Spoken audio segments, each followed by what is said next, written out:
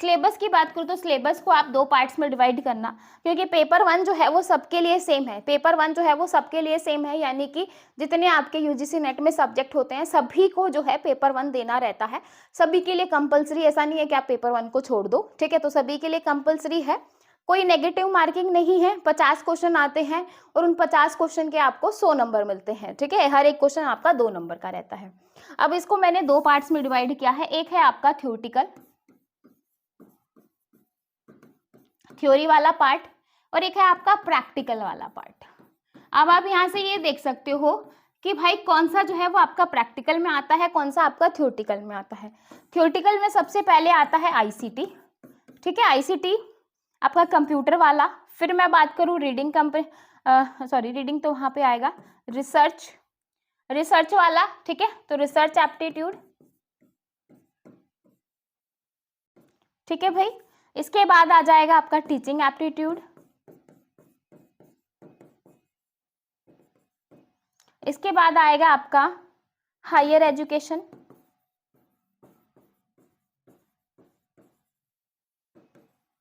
इसके बाद आएगा पीपल एंड एनवायरनमेंट,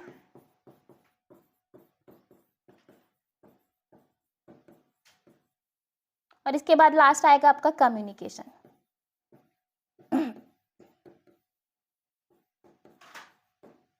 ठीक है भाई, तो इस तरीके से मैंने डिवाइड कर दिया। आप सभी को दिखाई दे रहा होगा। थ्योरेटिकल पार्ट में ये चीजें कवर हो जाएंगी। आईसीटी आ जाएगा, रिसर्च आ जाएगा, टीचिंग आ जाएगा, हायर एजुकेशन आ जाएगा, पीपल एंड एनवायरनमेंट आ जाएगा, कम्युनिकेशन आ जाएगा। आईसीटी कंप्यूटर वालों के लिए आईसीटी बहुत आसान है, बाकी एक बार अपन इसको कवर करेंगे बिल्कुल। रिसर्च और टीचिंग थ्योरेटिकल पार्ट है, क्योंकि भाई आप जब जेआरएफ क्लियर करोगे तो उसके बाद आपको पीएचडी करनी पड़ेगी, देन आपको वहाँ पे रिसर्च करना पड़ेगा, तो ये आपका पूरा रिसर्च वाला एरिया हो जाएगा। ये टीचिंग एप्टीट्यूड भी, स्टूडेंट सेंटर, ये सारी चीज़ें, टीचर सेंटर, ये सारी चीज़ें आ जाएंगी इसके अंदर।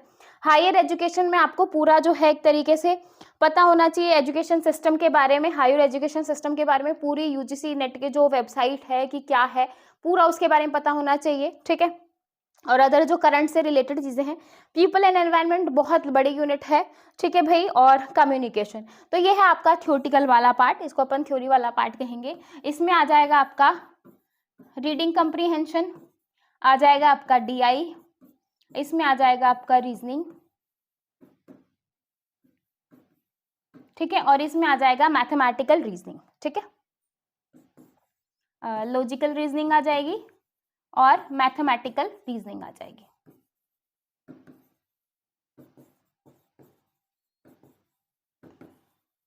तो जिन बच्चों, अब आपको यूनिट पता चल गई है कि टोटल आपकी ये 10 यूनिट है। 10 यूनिट को मैंने 2 पार्ट्स में डिवाइड किया, एक थ्योरी वाला पार्ट है, एक आपका प्रैक्टिकल पार्ट है। थ्योरी वाले पार्ट में आपकी 6 यूनिट आ गई और प्रैक्टिकल वाले पार्ट में आपकी 4 यूनिट आ गई। और जैसा कि मैंने कहा कि उन 30 दिनों में आपको जो है 5-5 डेज डिवाइड करने हैं, क्योंकि अगर मैं कंप्यूटर की भाषा में बात करूं तो कंप्यूटर की भाषा में क्या होता है कि आपको एक डिवाइड एंड कॉन्कर जो है एल्गोरिथम होता है, टेक्निक होती है एक, ठीक है, जिसमें बहुत सारे जो है आपके जो है लाइक आपका क्विक शॉर्ट आ गया, मर्ज शॉर्ट आ गया, सॉर्टिंग एल्गोरिथम आते हैं, ठीक है। तो डिवाइड एंड कॉन्कर एक ऐसी स्ट्रैटेजी है जिसमें एक बड़ी कॉम्प्लेक्स चीज को हम छोटे छोटे पार्ट्स में डिवाइड करते हैं ताकि हम बहुत आसानी से उसको चीज़ों को सॉल्व कर सके और हमारे लिए बहुत आसान हो। एक बड़ा टास्क आपके सामने है और उस बड़े टास्क को अगर आप छोटे छोटे पार्ट्स में डिवाइड कर देते हो तो वही आपके लिए आसान बन जाता है। तो सेम आपको 30 दिन आपको बहुत भारी भरकम लग रहे होंगे, लेकिन जब उन 30 दिनों को आप 5-5 दिन में डिवाइड करोगे और आप लिखोगे कि भाई इन 5 दिनों में मुझे 5-5 दिन में डिवाइड करोगे तो 6 यूनिट आपकी हो जाएंगी। तो इन 6 यूनिट में आपको कौन सी करनी है आप कर सकते हो। और 6 के साथ अगर आपको जो प्रैक्टिकल वाली है डेली अगर उसमें 10-10 मिनट लगानी है तो आप इस तरीके से भी कर सकते हो, आपका पूरा सिलेबस कवर हो जाएगा। आपको जैसे कंफर्टेबल लगे आप वैसे कर सकते हो कि थ्योरी वाले पार्ट को आपने डिवाइड किया और इन 30 दिनों में साथ के साथ आपने प्रैक्टिकल भी कर लिया। जिसको प्रैक्टिकल बहुत अच्छा लगता है, यानी कि मैथ्स रीजनिंग बहुत अच्छी लगती है, तो वो साथ के साथ डेली 10 दिन जो है PYQ लगा के भी इनको अच्छे से कर सकता है, कोई बड़ी बात नहीं है। तो आपको पेपर जो क्वेश्चन जो आपको सिलेबस है वो बहुत आसान लग रहा होगा कि भाई इतनी भी बड़ी चीज़ नहीं है, लेकिन अगर आप करोगे ना तो बहुत आसान है। लेकिन अगर आप करोगे ही नहीं और ये सोचोगे कि मेरा हो जाए, मेरा ये हो जाए, तो पॉसिबल नहीं। देखो मेहनत तो करनी है, बिना मेहनत के कुछ नहीं है।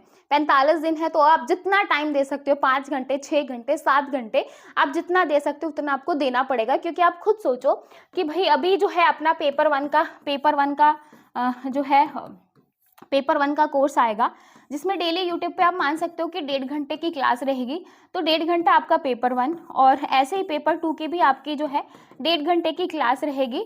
तो 3 घंटा तो आपको जो है मेरी क्लास को पढ़ना ही पड़ेगा। उन 3 घंटों के अलावा जो है आपको प्रैक्टिस करनी पड़ेगी, डेली जो है उनको रिवाइज करना पड़ेगा।